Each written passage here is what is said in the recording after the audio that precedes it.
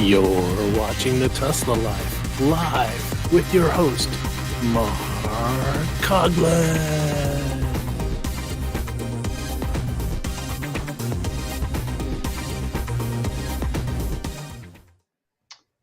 Hello, everybody, and welcome to the Tesla Life number 280. Here we are on the 16th of November, 2022.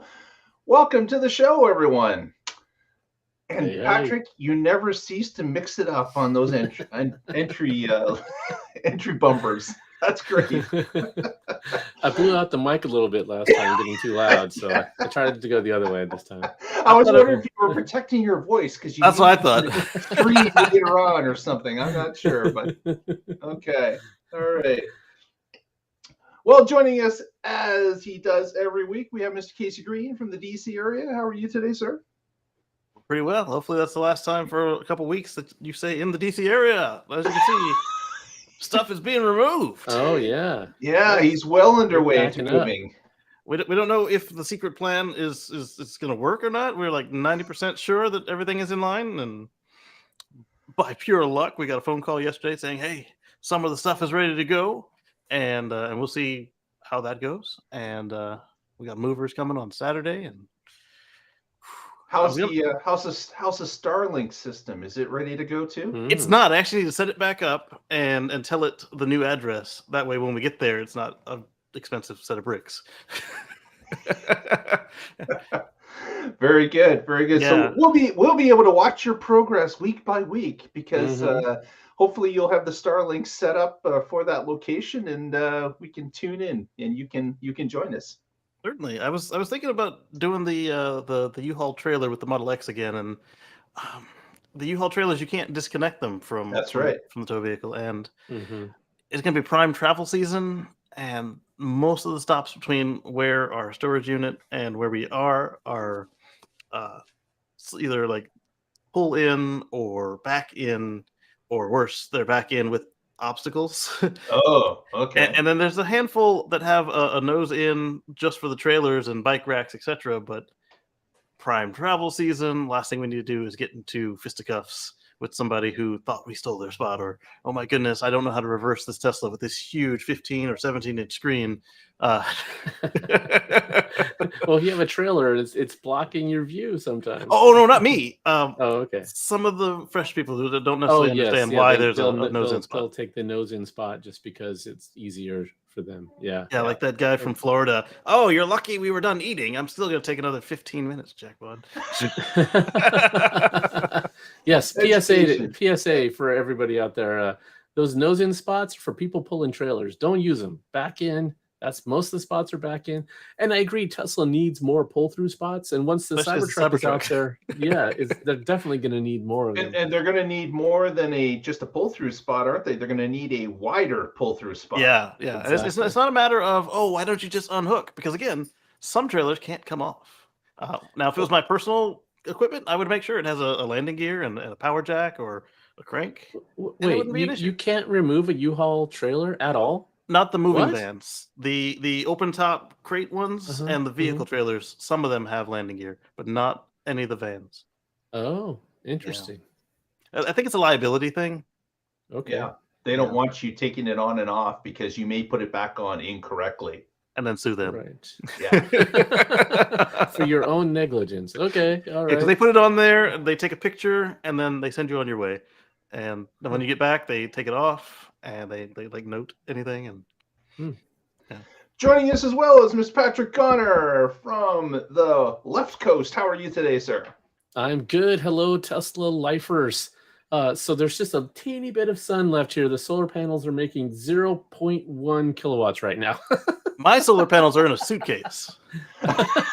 They're making zero. Probably, I hope less. you threw a flashlight into that suitcase. At least they could do something. No, because the flashlight is solar powered, as in like from those panels. Oh man, you can't win for losing. Yes. But that's okay. The rest of the energy right now is coming from the batteries that are at 92%. So we're coming to you solar powered.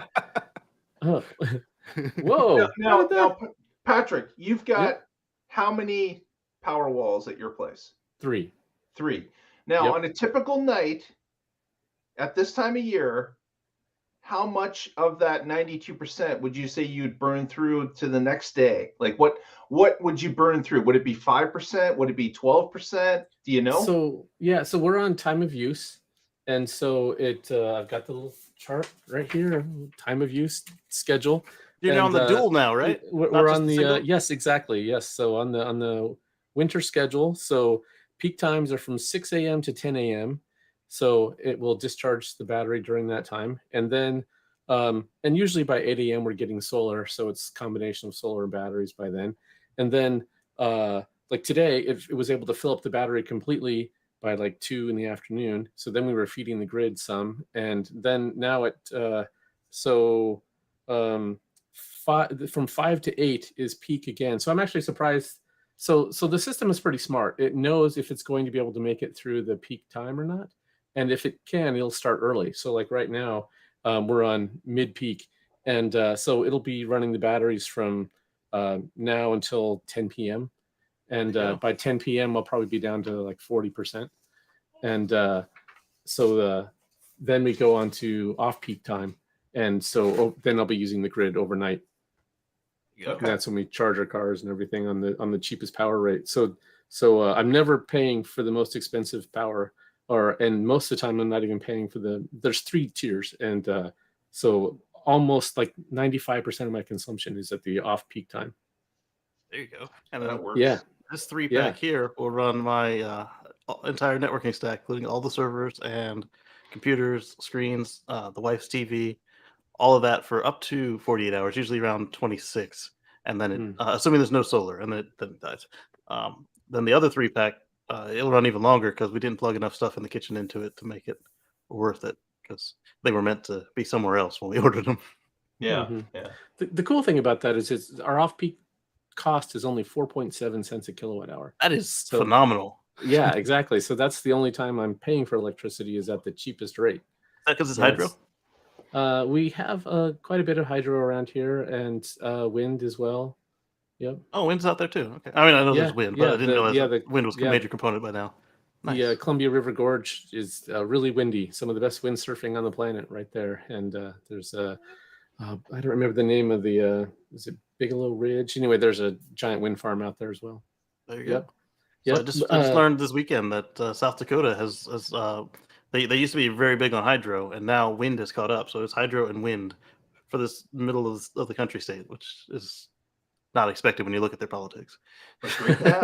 Right, but they also care about economics, and that's the cool thing about renewables. You don't have to keep buying fuel over and over. So exactly, you pay for it once, and it pays you back. Why wouldn't you not want to do that? Because politics is stronger than your pocket. Always. Right. That's the only good reason. And it's not a good reason. It's just the only explanation.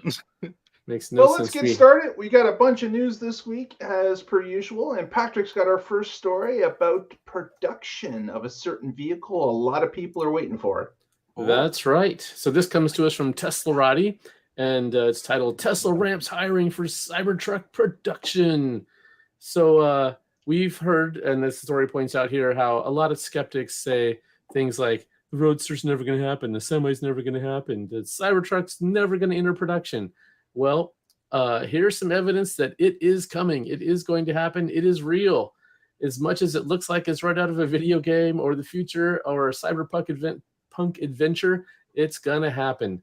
So Tesla's third quarter update letter indicated that the Cybertruck development has entered the tooling phase. So this was told to us during the earnings call, and now we're actually seeing the online job recs. So it is absolutely happening, and I just thought that was a cool milestone. One of the quotes here is that Musk said, "We're in the final lap for the Cybertruck." I'm not sure how many laps they have to run, but this is the final one. So some of the jobs include dimensional engineer, Cybertruck manufacturing operations leader, senior equipment engineer, another engineering manager, equipment manager, senior equipment engineering robotics. So as we know, they have highly automated production, as all vehicle manufacturers do nowadays. So you've got to have all those robots and people to maintain them, and then people to manage those people, and it's happening. This is pretty cool. Yeah, so close to a dozen different job titles that they're actively hiring for, and of course this is Texas, and we're going to now that we're getting into December, they said they're going to start to roll those trucks, start to come off the line in mid next year. So that means they've got about 6 or 7 months to that deadline. So and we know we saw those photos of the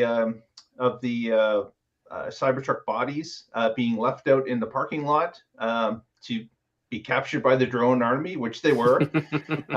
They apparently have been seen rolling through the factory in different areas. I guess they're tracing out the production lanes or how it's going to fit or work, and they've been using those bodies to develop how that production line is going to look. So and the great thing about Giga Texas is those huge bay windows that are across on the second and first floors. So those drones are still going to be able to see what's going on, even though it's happening inside. So that's going to be kind of cool to see as that production line starts to be put together. Yep, definitely. So you mentioned the Semi and the Roadster. So as we all know, the Semi is coming out on December 1st. What's new is that if you're a shareholder, you get one entry for assuming you enter, you get one entry for each share that you own, and they will invite you out to the whoever wins these drawings they'll invite you out to the unveil of the production Semi on December 1st. And somebody brought up this theory that I thought would be really cool. I don't know if Tesla will do it, but since the original Roadster, not the original Tesla Roadster, but the original Roadster 2.0 unveiling was at the end of the Semi event, would it not be cool if at the back of the production Semi rolls an updated to keep the whistle wet on that vehicle? They needed one more thing. Yes. Yeah. Although this is not a Tesla event. I mean, it is, but it's a delivery event, which is different from like a product unveiling.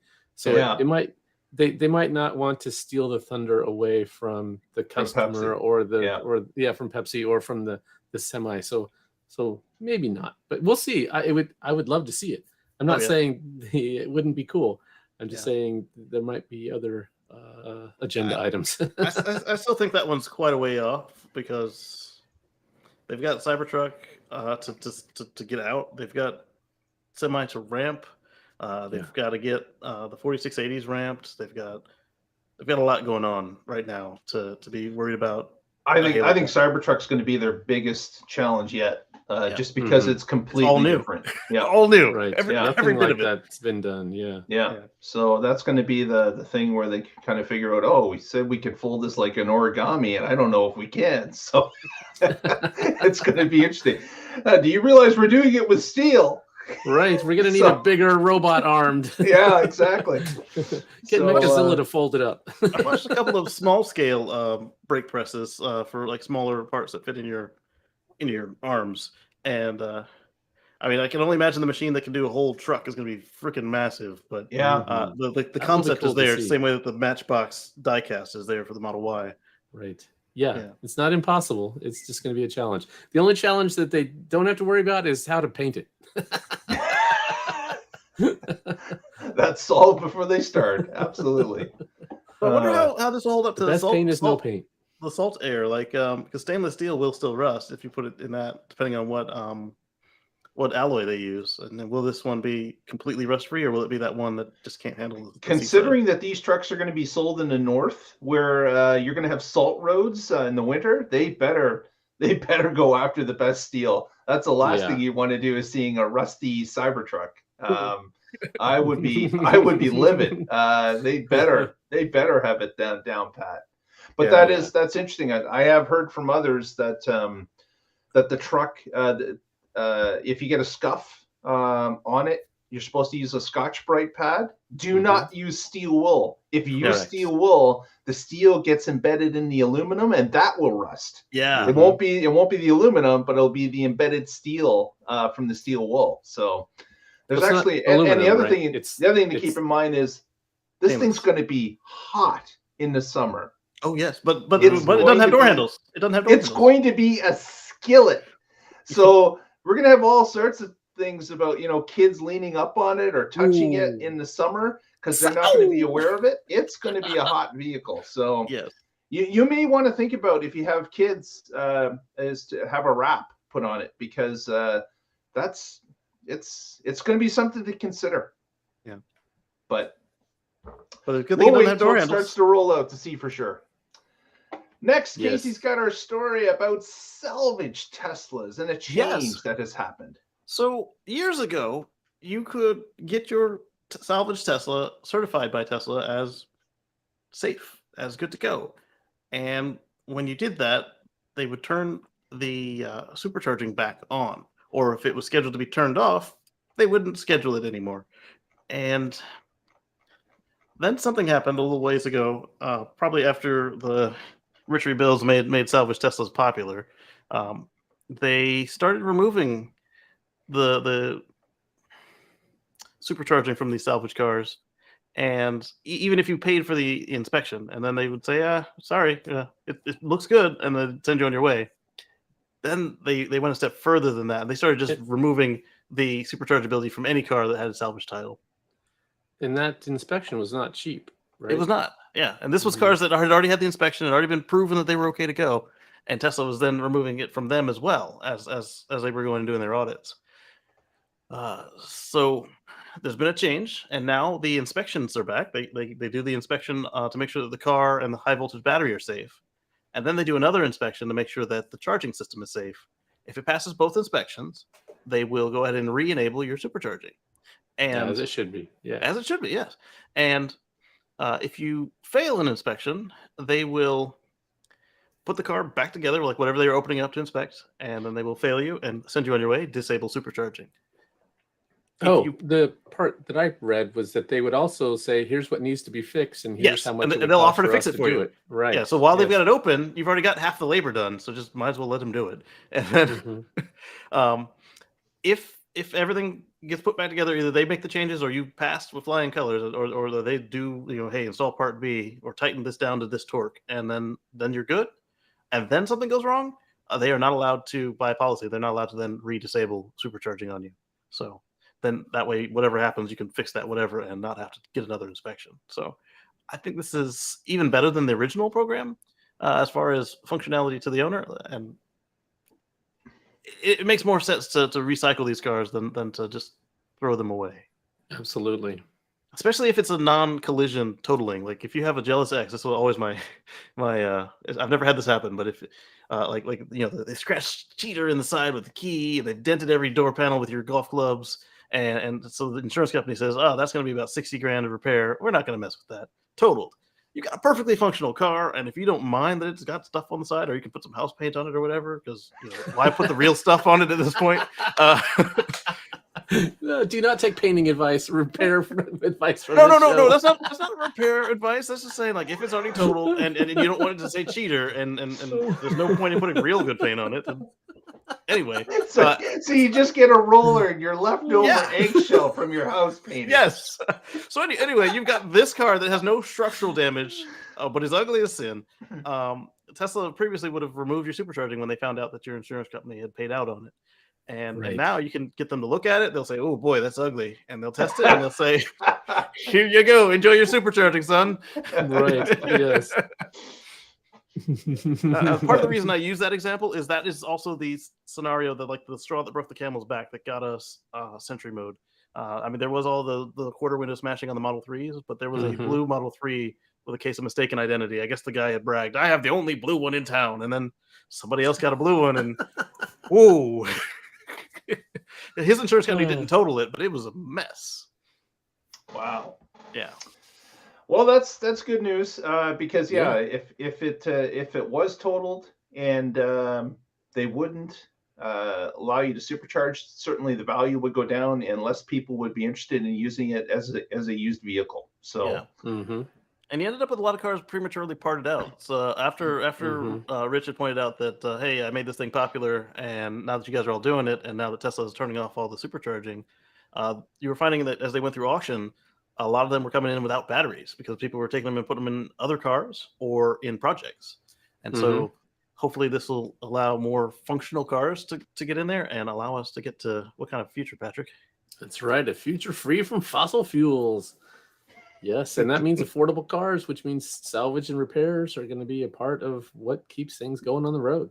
Yeah, because with a fossil, I mean, you could buy like a really nice car for pennies, repair it in your backyard for half a year, a couple months, depending on how much time you have to work on it for again pennies, and then you could take it to Ford or whoever and get it certified, get your insurance on it, and then, I mean, why let these things rust away when they're either completely clean, like the old EVs, or cleaner than what the person might have had before with the case of the fossils and the hybrids. Yeah. Very good. Next, we're going to talk a little bit about the Semi, which Casey's already mentioned is going to be released December the 1st at most likely Frito-Lay. I thought the event was going to be at Giga Nevada. Oh, cool. That makes sense. Okay. Yeah. So Pepsi's got to drive it home. That's right. Here's your keys. Enjoy. Yeah. See you later. Speaking of keys, and this article, I don't know if we're going to discuss it or not, but the key is it's a Model 3 underneath all of this, except it's got two screens. So the key, the apps for the entries for phone key on Android and iOS are already in your app. So when the time comes, they do another update, and you can actually add your key to this truck. I thought you were going to say it's based, since it's based on the Model 3. There's 3 Model 3 key fobs. You got to press them all in succession to get it started. That's right. Unlock A, unlock B, unlock C. Now you can go in. One for each 3 vehicles. One for each door, and the other one's for the frunk. I got the frunk fob. I've lost the left door fob. But anyways, there has been an update to the Tesla app, and it gave some interesting perspectives into the modeling of the Semi. So what I'm going to do here is just share the screen.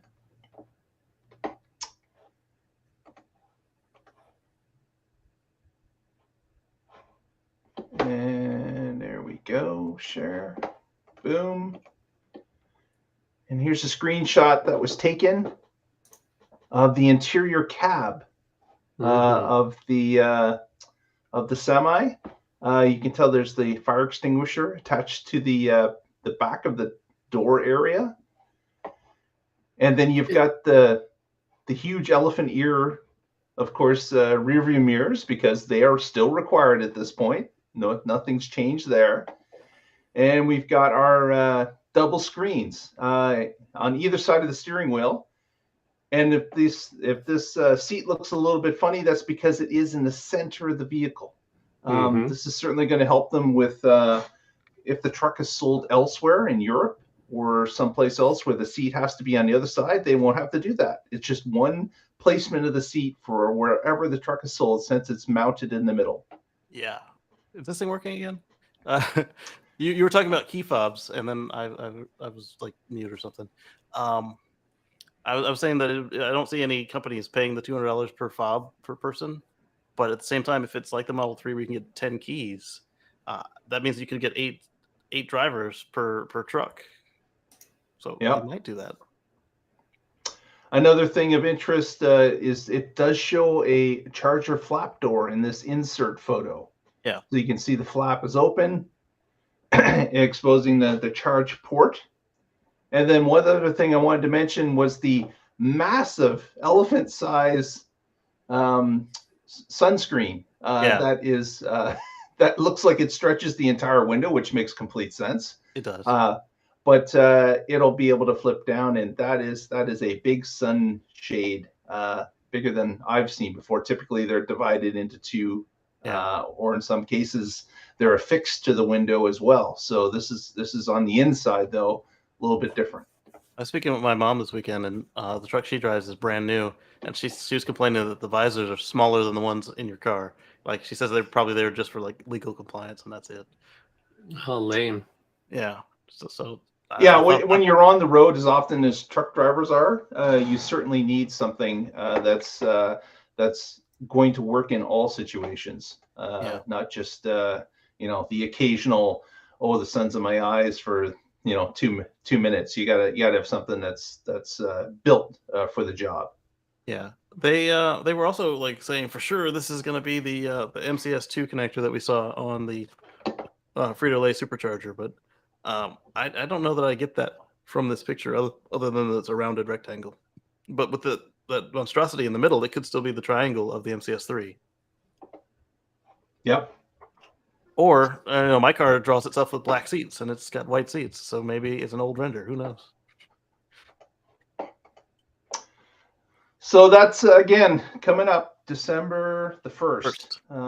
So that's just a few short weeks away, a couple weeks away now. So looking forward to that unveil coming soon. Yeah. Next, Casey's got a story. Speaking of chargers, what's this about the new charger? So this new charger is called the NACS, or North American Charge Standard. It might be a little familiar to you. Let's load up a picture. Just a little. Yeah. Let's see here. I don't have the article I wanted. I'll use this one instead. I was going to go to the Tesla blog. There we go. This is what it looks like. Yeah, or this is what it looks like. Does that look familiar? I've seen that before. So this used to be known as the TSLA2 connector, or the Tesla charger. Why was it 2? Because the Roadster had the Tesla 1 connector, which was something entirely different. And so Tesla has decided to gift this to the community. They've submitted it with several standards bodies. We learned some things about this connector that we didn't know before when we were all kind of rooting for CCS. Like you might have heard me on this show suggest that perhaps the Cybertruck might have a CCS connector. Now I no longer believe that because we learned that this connector can do 1 megawatt of charging as is with no liquid cooling on the inlet. So that means that the vehicle itself doesn't have a liquid cooled charge port, just the handle and the tubing. Right. Also, we learned that it's capable of bidirectional charging. And we learned that it's completely compatible with the CCS signaling. And there were a couple of nerds on the internet that were discussing with me, and they pointed out that you literally can replace your CCS inlet on the vehicle with a NACS inlet, and you're good to go. It also supports plug-in charge, the standard plug-in charge, not the special Tesla thing. So we learned from Tesla's announcement there are a couple of charging vendors that are already working to install this on their stations. And to go even further than that, we learned that EVgo is using Tesla's plug-in charge implementation. Yes, their implementation of the standard plug-in charge on the CCS equipped Teslas, as well as I'm assuming that when they put this cable in, they'll be even easier. You'll set up the account and you plug in just like at the supercharger. It knows who you are, what account, and starts billing your credit card, just like you're used to, except that EVgo rates. So it happens to be that they have a free weekend, or you're at a place where the Tesla is just like blocked or overcharged compared to what's available. You plug that in, and you're good to go. Yeah. They didn't have a charge on this, but a dollar charge on this. There's no licensing fee. No licensing fee. You don't have to give them an email. You don't have to give them $20,000 to see the blueprints. They had the CAD drawings. They had the tech specs. They had a human readable, like so you can, as an executive or giving it to an executive, you can read it in 30 pages or less. And I say 30 pages; those are mostly pictures. I finished it. That's not an executive summary. 30 pages. It's not. True. But I mean, there's enough there that an executive could make their own summary on it. Sure. And this is exciting. A lot of folks are like, oh, well, Tesla's keeping the patent. Yes. Typically with a standard like this, the company does keep the patents, and the only real stipulation if you're violating their agreement, it would be that way when they come after you. And the agreement didn't seem to be anything on this one. Right. So they've licensed it to this standard, But then if you were to take their proprietary stuff and then go make your, or even take the standard and then go make a proprietary solution, that's the advantage that they have by holding on to that. Right. Yeah, and especially in Tesla's case, like if you did that and then tried to sue them for the original, that's happened in the past. Just gives them a little extra protection and steering ability for if they want to. Hey, let's make this a 2 megawatt charger, and they can say, hey, here's what it is. Like So right now. Does this mean that your Aptera might come with a? Yes, Aptera. NACS? Aptera has confirmed it, and if you remember a few months ago, we talked about how Tesla Aptera was wanting everybody to use the Tesla connector, especially when the U.S. was talking about their charging infrastructure funding. So, JT says Aptera was giddy over this. I bet. Also didn't know that they put that much voltage headroom in the connector. Which really shifted my opinion on it. Same. That's why I was like, okay, maybe it's time to go CCS. But this can go way higher than CCS is currently allowed to go. And Tesla has tested it themselves up to 900 amps. So not even the full 1,000 amps that they say that should be no problem without any further engineering. Part of the specification is they want your drop test to be done in the real world on concrete and asphalt and whatever else you're going to put your handle on. They want you to test it in the real world at a station with a handle on it, with a cable on it, not just throwing the handle on the lab floor where it's probably okay because it's like smooth linoleum. Right. It worked great on our carpeted floor. I don't know what happened in the real world. Yes. And again, no fees. No, you just literally go download it and build it yourself, and you're fine. But if you want, they gave you part numbers, and they will build it for you for a fee. So take your choice. Yeah, this is great news. It's just that it's a little too late, I think. No, I understand. That was an argument, but they pointed out in their announcement that currently in North America, I should say, 60% of the deployed EVs already have the NACS port. So at this point, it would be a matter of ego and pride to keep somebody from switching over. Keep in mind that 60%, they're Tesla owners already. Right, right. They're Tesla cars. Right. Plus. So the guys that are making non-Tesla cars, that they're not in that 60%. Right, and that's why I said it'd be a matter of pride and politics if they didn't switch. Except if their whole thing is we have to use a standard connector. It could also be marketing agreements that they've already made with CCS. It could be number of parts that they've purchased or it could be the agreed parts to buy. It could be the parts and stuff, but I don't think it would be like marketing agreements because the CCS is like a generic standard, and they've applied to do that. So the other thing that might sink this is if the standards bodies they submitted to reject it, and then it's no longer a standard. I mean, it's functionally a standard, but it's not. Hey, I'm going to go to this book, SAE, Japanese automakers, Korean automakers. It's not in the book. Yeah. Then they can't really. They can say, oh, it's not a standard because it's not in the book. Like I think it makes complete sense for the size of it, the weight of it, cost because there's no moving parts. Yeah, it's passive. The physical size is what is a huge win for if you've ever moved around a CCS charger plug. It's massive. It takes a lot of muscle to get it into the plug properly and. Especially if it's cold. If it's cold, man. Yeah. If it's cold out and that cable is tough to move around, it's a heavy weight to slug around to get into the side of your car. Yeah. But I just think I wish they did sooner. I agree. I wish that Tesla had done it sooner. And I remember the part when I think it was one of the one of the charge networks showed up with a Tesla adapter on the side of their that was ChargePoint, I believe. I think so, because Tesla, EVgo was allowed to continue and ChargePoint was they were slapped and said stop. But they should have switched at that point. It should have been two and a half years ago. It's going to be tough, but I would say that manufacturers that are just starting like Aptera and others that are just getting out of the gate, this will be a viable solution. I would agree. Yeah, and now they don't have to pay into the supercharger network. They just put the port on. So I think this will help for dealers, for automakers that customers keep complaining that they don't have a charging network. And they keep saying, oh, we don't build fueling stations. Now they don't have to have that argument. Just put this out there, and now you've got the biggest one in the world. The other thing I didn't point out is we've only ever seen the 500 volt edition of this because Tesla packs run at 400 volts or so. There's a 1,000 volt connection. The 1,000 volt sockets will fit the 500 volt cables, and the 500 volt sockets will fit the 1,000 volt cables, vice versa.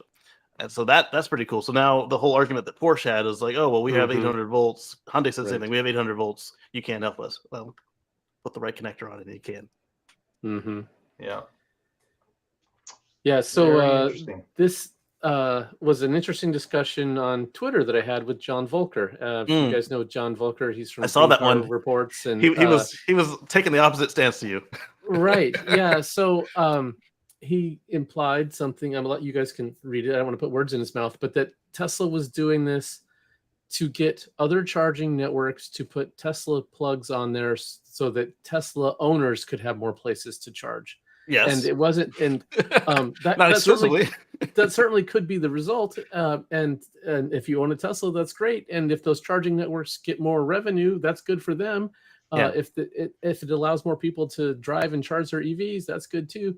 But instead, if we really say Ford were to maybe not adopt this completely, but say make it an option, and then buyers could make their own decision when they're buying a Ford vehicle, whether they want a CCS or an NACS. And it would take some sophistication for them to understand what the difference is. Anyway, but next to the option, they can say, this will save you $20, and you can charge at 50,000 stations in the U.S. Right. Here's network 10,000. A. Here's network B. Which one do you want? And more people are going to pick Teslas. Yeah. And Hockey pointed out that it's advertising for Tesla, but it doesn't have to be. Like, you could still not put the Tesla superchargers in your map, and they just show up at EVgo and Charge America. And then if they happen to go to a supercharger, which they already have been doing for years anyway, and they plug in, they'll actually work. But you haven't then advertised for Tesla. Right. Yeah. The vehicle manufacturers can put whatever charging locations in their vehicles that they want. They'd be dumb not to use this the most abundant network that we have. Especially those ones that say, "Oh, we don't make fueling networks." That would be extra stupid for them not to put it in there. Right. If you don't want to get into that business, then let Tesla and Electrify America and EVgo and others do it. And we need to make this very easy for people. If we want to get beyond early adopters who are willing to put up with all this and know all the specs and know the different types and know what means what and which ones are AC and which ones are DC and what voltages do what, that's not going to be mainstream. If you expect people to understand even the difference between kilowatts and kilowatt hours, it's not going to be mainstream. I mean, most people don't know what octane is, just more is better. And that's all they need to know with kilowatts when they go to a charging station. It's more is faster. Right. And this also works with, because this is an AC and DC connector, they just have to put, the home chargers right now you can put 10 or 20 kilowatts on them, and then they just happen to get faster and faster at the public ones. Go ahead. Sorry. Yeah, that's it exactly. This connector is smaller, it's more manageable. It's one of the big problems with charging networks, and I ran into this multiple times with the Leaf, was reliability. If you are depending on someplace and you go there and it's broken down, one of the points I made to John was Tom Alagny. He's another big person in the EV community.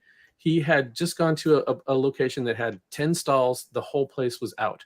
He left there, went to another spot that had 3 stalls, and 2 of the 3 were out. So 12 out of 13 stalls were down. And Kyle Connor went to a station that had just been installed, and it took him 4 tries before he could get a charge at a brand new station that was commissioned, and they advertised, "Hey, it's open." Right. Yes. And Tesla's reliability is just far better than that, and that's what you need is a reliable network. Yeah. So, and typically, unless there's like a catastrophic event, like a regional power outage, when you get to or somebody blocking all the stalls, typically when you get to a Tesla station, if there is one with a problem, there'll probably be 2 or 4. Exactly. The rest of them still work because the minimum install size is 4, and I think it's now 6 or 8. The biggest problem you have at Tesla stations are you might have to wait in line. Right, especially in California. If you're in California, yeah. Yes. Yeah. Well, next, Casey's got a story about V11. Oh, wait. Can I make one more point? Yeah, go ahead. So in 2017, I wrote an article You called "Why Tesla's Charging Network Should Be Everybody's." And so I went through the various ones, what their networks were, what the capabilities were, and how Tesla they were the only ones that had plug and charge. You didn't have to fiddle with all this other stuff. They had the most reliability, and how we should stop doing anything else and everybody should switch to Tesla. So the first step to making that happen has finally happened. And I took that old 2017 article, put a new update at the beginning and recycled it. And so if you go to Cars with Cords right now, that's the article you're going to see at the top, is why Tesla's network should be everybody's network. So I think it was just really cool that it's happening. At least I hope it happens. One more point on this before we move on. A lot of folks are asking, well, what's different between this and when Tesla said that they were going to open their patents? If you remember the whole argument that Steve Ballmer and everybody else had at Microsoft about why they didn't want to use Linux and open source, about how it was a cancer and it would make all of their stuff open source by touching it. Microsoft found a way around that. But it was true for Tesla patents. If you use a Tesla patent at Ford, all of Ford's patents were open, at least to Tesla, if not everybody. So I'm not sure that's true, but it wasn't on its face, but there were enough lawyers that went in and said this is a threat. It's not so immediate if you do it, but that was a very real threat, and that might have been why, aside from pride, that we didn't see anybody use any of Tesla's patents. Right. So now, if this is a published standard, they're using the standard. They're not using a Tesla proprietary technology with some patent license based on a tweet from Elon. Right, exactly. Like this one is published. It's like this is here and right. They publish standard. Yes, yeah. And there's going to be all kinds of licensing addendum as part of that standard, so they'll know what they're getting into for sure. Yeah. Cool. So Mark led me into FSD Beta 11 is rolling out. It started at 11/11 on November, which is the 11th month, 11th. It's version 11. must do that on purpose, obviously. And it should be version 11.11, of course. I was saying that too. Yes. maybe the wide release will be 11.1, 11.11.1. So what's special about this? Well, remember the reason we were on version 10 for so long was we didn't have single stack, and all we've seen is like one screenshot of an owner's car, but the owner is an employee, so we didn't see the full list of what's in there. But it's looking like single stack is in there, and what that means is that you can use the FSD beta code on the highway. And in the description, they were talking about how the FSD beta, how the nav on autopilot is 4 years old. It's mature, and it hasn't been touched because they were working on FSD beta. And so everybody's excited to see how it performs. People are asking about ASS, which is what Elon calls actually Smart Summon, and I'm sure he made that acronym up on purpose. If you put them together, he's immature and likes immature jokes. Who doesn't? Yes, exactly. and then with that, so actually Smart Summon, Auto Park should be something better than a snail. If you've ever used either the Blind or Vision Auto Park, I've used both in the same car. And then eventually, not in this release, but eventually with this series, we should hope to see Park Seek, or what did he call it? Auto Park Beta, not Auto Park Beta, but people called it Reverse Summon, and that was wrong according to Tesla and Elon. But what people are calling Reverse Summon, that should show up at some point for testing. Explain what that is. What is Reverse Summon? So go away and park. Right. So if you've heard of Smart Summon, where you open up your app and call the car to you, the Park Seek mode, you'll get out of your car, and in Patrick and my case, the door will close itself, and then the car will go off and read the signs and look for empty parking spots and park. For Model 3 or anything else, you'll have to shut your door like a plebeian, and then it'll go park itself. I hope it's the trials and tribulations of owning a car and having to shut your own door. I hope it's smart enough to not park in ADA spots. That one I think should be pretty easy to handle if they've got the signage, and then hopefully they've also, for the one, there's plenty of places that have the space painted but no signage, because I think that's terrible. But hopefully those two are covered. Plus, as we are able to submit, they'll find all the freaking edge cases, and hopefully with the they'll be able to read all the signs. They claim they can, but hopefully they'll be able to read all the signs with the different logic and excuses for when and when you cannot park. Cool. Yeah, It'll be fun to see this.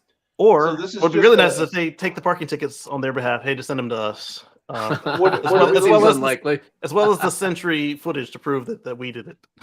What are we looking Oh. for time wise? Is this rolling out now? So Elon says by did he say by Thanksgiving or by the end of the year? He tweeted later to roll Sounds like out he would have one. said 2 weeks. I'm just kidding.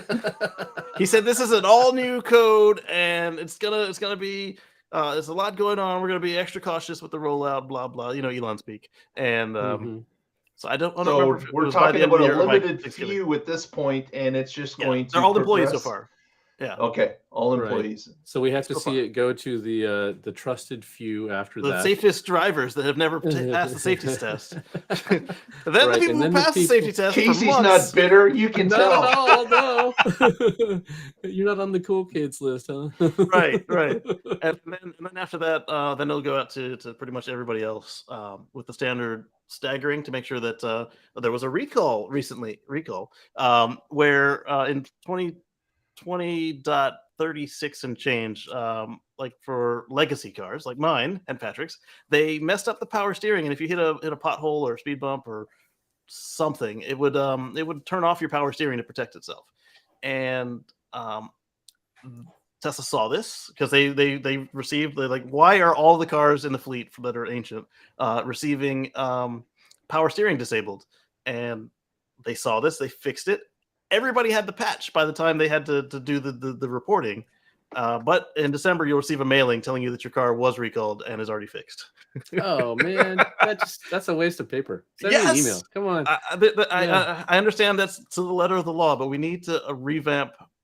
I still want to know this stuff happened, but we need to revamp how this is done. Maybe quarterly, I can get an email saying, "Hey, this is what we fixed" before you even knew about it, or more urgently, "Hey, this is what's coming up, and if you don't do it by say 3 weeks or however urgent says you need to get it done, then they mail you, call you, all that stuff, and then they finally do it, like say, hey, come into the dealership." But Right. Yeah. Like if you park your car in a Faraday cage and it hasn't been updated, then I can understand sending snail mail. But anything other than that, no. But when you say that literally 100% of the affected cars are repaired, I mean, this happened to Ford the other day too. Like they had a fix, and it was one of the ones they could push down without bothering with the dealers, and it was fixed before they had to make their announcement. And our system is just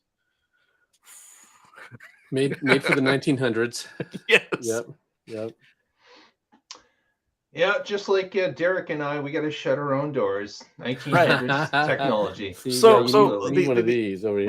The other There it is. Okay, yeah. the other large bit of news about this this update is it finally brings us FSD beta peasants to up to the same release code as you guys who didn't fall for the FSD sucker program, and and you've been getting all these features for a year. You're like, oh, hey, I can change the color of my car. I just got that like 3 weeks ago. But all of the cool stuff that the cool kids have been getting, we finally get some of that stuff with you because we're now at parity for now, and this is exciting.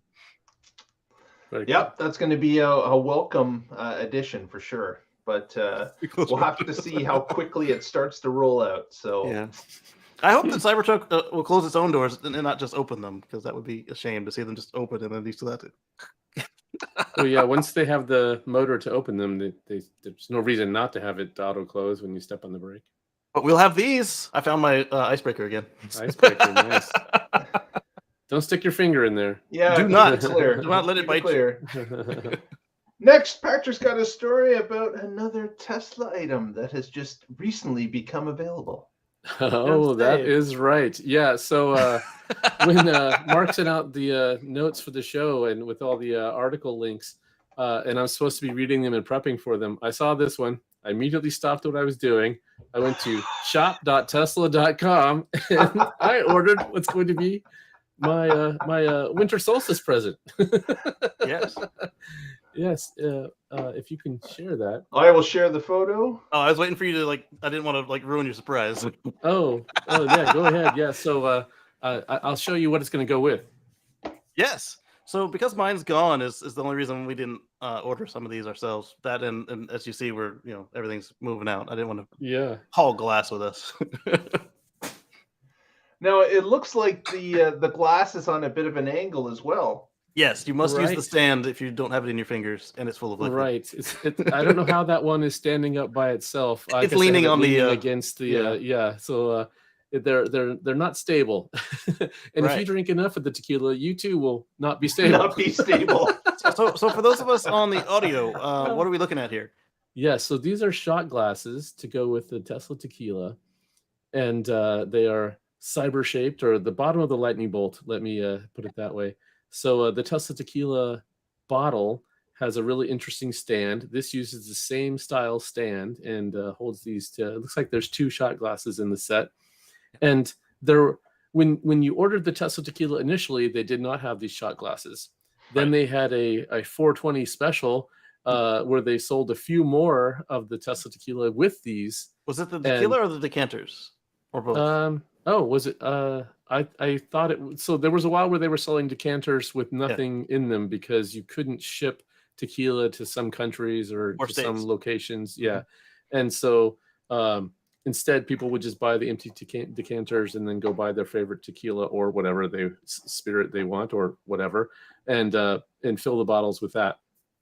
So this is now if you bought the Tesla tequila in its first release, where they did not have these, and you didn't want to buy a whole another bottle of tequila just to get the glasses, this is your chance. So now you can get the Tesla sipping glasses. And very good. So we'll have to see how quickly that sells out. Exactly. If you're hearing this and you're interested, do not wait. Do exactly what I did, and I tell you that an hour ago they were still for sale. That's not a terrible price for a Tesla. You never know. I may get this sent to a receiving place for me. Let's try. Next, Patrick's got another story for us. And this one is about an update to the Tesla app. Oh, that's right. Yes. So our friend Green the Only, not related to Casey Green at all, has been has been snooping around in the source code as he does. And he said he was looking for something else, and he stumbled upon the fact that the mobile app source code now hints that the non-Tesla supercharger pilot program could be expanding to the US. So this is coming full circle here with, we were just talking about having non-Tesla vehicles be able to have a Tesla charge port. And we also talked about Salvage Teslas being able to charge again. Well, now this is yet again another hint that other vehicles might be able to charge on Tesla's network soon. And they go through what the app looks like in, I think it's Germany, where they have this example, and how a lot of that code is being ported to the US app. It's not visible in the US app yet, but it's got instructions in there to tell you to go plug in and then open the app and tell the app which stall you're in. So if you don't have a Tesla, you most likely don't have a vehicle that supports plug and charge. There are some Fords and some VWs, but each of them have their own issues with plug and charge. And so this allows you, if you have a vehicle that does not support plug and charge, to go to Tesla's network, plug your vehicle in, tell the app which stall you're in, have it initiate the session, and charge you properly. Both charge your vehicle and charge you fees. So yeah, it might be coming soon, and that's really cool. Tesla's going to be getting more revenue, getting more use out of their charging network. Have every electric mile is a good mile, whether it's in a Tesla or any other vehicle. It's better than burning fossils, because we want a future free from fossil fuels, and this is helping us get there. Absolutely. Absolutely. Next, just going to touch on, as everybody knows here in the northern part of the country, is that winter is definitely coming. And how I know that is that I'm starting to see some winter tires being added to cars. It's always good to have winter tires if you're in an area that gets snow often. And I just wanted to share a photo here that we got recently. Let me just share the screen here.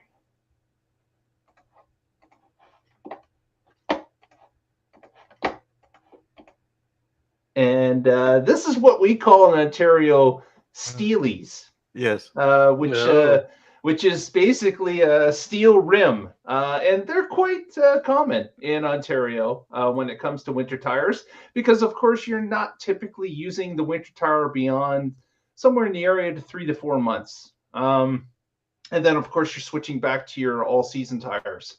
But it does look hideous. But what I will say is that if this is your only choice of having winter tires or not having winter tires, I would definitely deal with the steelies just to allow you to be a little safer when you're driving around. But if you've got the foresight that you're buying tires, winter tires for a car, you may want to look around and see if you can get a cheaper set of alloy wheels. But if you haven't got the choice, still get the winter tires. Tesla has a pretty decent deal on their winter tire package with wheels, so you can still have them look nice. You do have to buy your own sensors, though. I don't know why they don't come with sensors. And that's lame. Yeah, those pressure sensors are important, especially in the winter, because as the temps drop, your air pressure can drop, and if you don't have the sensors, you're not going to know. And people are certainly a lot less wanting to be out there with a tire pressure gauge trying to see what the tire pressure's at if you don't have a sensor. and in the past, Patrick and I have talked about the cross-climate 2s and the cross-climate SUVs, which was all we could get on the Model X was cross-climate SUVs. I went to price out the cross-climate SUVs because it's coming up on tire time, and they don't offer it at Tire Rack anymore because we've been upgraded to the cross-climate 2s, just like everybody else. So we get the new version. Like the cross-climate SUV was just like a spec bump on the old cross-climate original. So now we're on the new hotness. Awesome. Very cool. And this is the first tire set I've seen for Model X. I've looked at a couple. I haven't looked at them all, obviously, but this is the first tire set I've seen for Model X where the front tires are cheaper than the back tires. It's usually the other way around. Yeah, Mark, one point about the steelies there. If you can, when you're buying tires, especially if you're going to be changing them seasonally, you don't want to have to remount the tires onto the wheels twice a year. That can cause damage to that inner lining there. And so buy some, even if they're just cheap wheels to mount them on.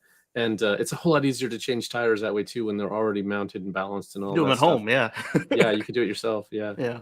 And the Cross Climate 2, for those of you who haven't heard us talk about it before, is a all-season tire, but it's also a winter tire. It's really a winter tire that can go all season. It's got the Tri-Mountain Snow Peak, Tri-Peak Mountain Snowflake. Anyway, it's winter. It's a real snow tire. Maybe not the most aggressive snow tire, but it does keep up with other cheap snow tires in performance, and it does great in the rain and the dry compared to all-season tires, like real all-season tires. Yeah, that's not an ad. That's just what I'm buying next. Yeah, and that makes sense. Yeah. We did say you could do it yourself, but I want to give a word of warning. Make sure you know where the jack points are, because your battery's under there. You don't want to be just jacking up on the battery. Make sure you know where the jack points are, and if you don't, get a professional. Make sure the professional knows. So if this is the first EV they've ever seen, maybe you get But anyway, be careful. If you have a new Model S or X, and if you have a Model 3 or Model Y, it wouldn't hurt you to pick up some jack pads, which are they slot into the holes in the bottom of the chassis, so you can be sure you're picking it up at the right space. They're not needed on the Legacy S and X because they've got long pieces of plastic there. But if you don't want to take a chance at scratching that plastic, that's consideration too. But especially on those new cars, because it's painted metal, and if you do it wrong and you scratch it, now you might not care about your car, but if you're somebody who wrapped it and did all that stuff, you might want to spend $10 on a pad. A jack puck is a wonderful thing to have, and they look like hockey pucks with dimples on them. Hockey pucks with little nipples. And our last story of the evening, we want to talk a little bit about. This is about Tesla China and how they are a lot different when it comes to social media posts and what they deem as something that they should respond to. There's a Chinese owner of a Model X that had posted that his Model X was basically a suicide toy, and he went on about how he doesn't like the car, and he finds that it's somewhat, based on the name, dangerous. And Tesla China, actually, as they've shown with other people that have gone on social media and slandered their products, they actually have been gone to court against this guy, and actually a Chinese court has ordered him to pay damages to Tesla's name based on the comments that he left out there, because it could potentially reduce sales of the vehicle, could put questions in the minds of future owners, maybe even cause a person not to buy it, just to move on to another brand. But this is really different than, of course, North America, where really anybody can say anything, especially on social media. There doesn't seem to be too much of an issue if someone has a problem with the car. If you can call your car whatever you want in North America. It's just whether or not you go. I guess you could go a certain way, and it would eventually be too far, and you would be sued. But it is interesting that the Tesla China is quick on the draw when it comes to these type of events. Remember about the woman that went to the Chinese auto show and stood on the car. Now, obviously, that's a little bit beyond just saying something on social media, but she as well was charged by a Chinese court. And there's been other examples of this as well. I don't think I've heard of that happening in North America, but this is kind of, I guess it could be a cultural difference. It could be what is considered bad etiquette. I'm not sure. There was a guy who ran for Senate on lies about FSD in North America, and he received no punishment yet. He got a cease and desist from Tesla, but that was it. The only time I've seen where China doesn't make you tell the truth and stand up for what's right and all that so far with regards to Tesla is when Elon was making them mad, and then they started banning Teslas from places because of the cameras. But as soon as Elon did his apology thing, and now they're buddy again. So yeah, a little bit different. Culture. I'm not. Someone should be able to express their opinion. And yeah, I don't agree with this guy, but that doesn't mean that I think he needs to go to court and pay fines. I like that the opinion needs to be based in fact. Well, he has experienced phantom braking, and that's what made him say these outlandish things. And if you get phantom braking, it could cause you to get rear-ended. I don't know if I would call it a suicide trap, or I think he went to some hyperbole with it. Right. I'm not sure I would support that here, but I do like that element of what they're doing is it has to be based in fact, and then that's pretty cool. Sorry to interrupt. No, it's just it's a tricky one because you don't want to allow misinformation, disinformation to run rampant, but you also want to have people to be able to express their opinions. So this is a fine line of where do you and obviously, as Mark said, that where the line is in China and where the line is in North America are very different. Yeah, different places, different continents, if you will. But what's also ironic about all this, a continent apart. You're funny. I'm working on my dad jokes. The other bit of irony with all this is that when you look at where a lot of the disinformation on our continent comes from, it's from those same people who are the ones that are making sure that these people get to justice. So it's like you're making your own people tell the truth, but you're going to lie to our people. Well, yeah, it's not an even playing field. We know that for sure. But with that, let's wrap her up, guys. Patrick, got any shout outs this evening? Sure. As always, I'm with the Oregon Electric Vehicle Association, and I blog occasionally at carswithcords.net. I do want to give one little shout out to Tesla, actually. Obviously, I love Tesla. And we were going for a drive this afternoon, coming around a corner near a lake in this area that was shaded, and the road was frost. and the back end started to slide. I felt the 4-wheel drive grip in and right back into the lane beautifully. Nice. That was nice, yeah. And then the other cool thing, we were going off to some adventure spot, and we got onto this road that was steep and gravel. I just stopped, went over, menu, suspension, high, whoop, right up it. It was awesome. It was a good time. I love this car. It's fun times. More of this Model X elitism. Yes. I have suspension I can change. It's awesome. Yes. Very cool. Very cool. Casey, any shout outs from you? So I had some great experiences with FSD beta 10.69.2.4 since I didn't get 69.3. They were really nice. It's the best one yet for me. It's not as good as the people on YouTube, and not that I'm not on YouTube, but the California YouTubers and Elon. I mean, it's not as wonderful as they say. Must be something with my roads, but it is the best one yet. And you can catch me at youtube.com/Casey Green, where I talk about FSD beta and do a long form version of this about all of the industry on Sundays at 1:10 Eastern. Very good, very good. And if you haven't already, please give us a thumbs up on the video. Press that subscribe button. Help us out. Doesn't cost you a dime. And we will get together next Wednesday and find out what is happening in the Tesla life. Is it next Wednesday? When's the holiday for us? And are we going to go anyway? I mean, I'll go anyway. Oh, that's right. You guys get a holiday. I got a normal day. What? You already had your holiday, greedy. Already had my turkey. Yeah, the holiday's Thursday and Friday, so maybe we can do it. Oh yeah, that's perfect. Yeah, Okay. That's a work day for us then. We will get together next Wednesday. Good night, everyone. Cool. Have yourselves a fantastic week. Stay Because positive. Test negative.